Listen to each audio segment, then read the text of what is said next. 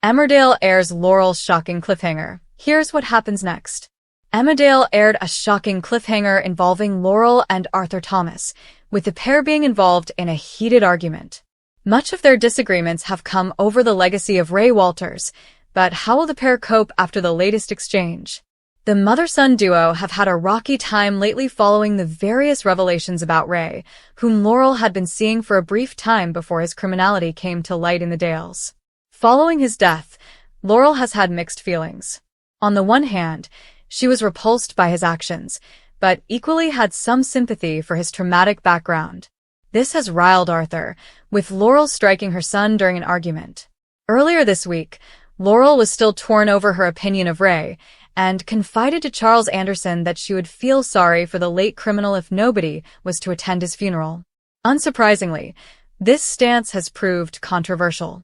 Tonight's episode of the ITV soap began with Laurel discussing her conflicted emotions with Nicola before she informed Arthur that she had visited Ray at the Chapel of Rest alongside Bear.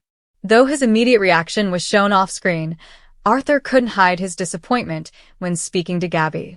Though she said their mother had made mistakes, she said she wasn't a bad person. Laurel headed to the Dingles to apologize to Patty, but instead found Bear drinking on his own. In a candid conversation, Bear shared that he was haunted by the memory of killing Ray, though Laurel assured him that his family cared for him.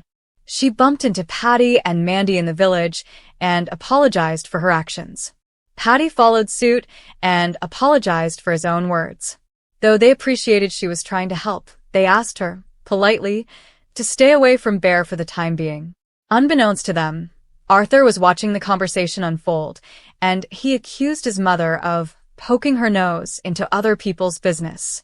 He said his mother had ruined everything, and this is where Laurel responded.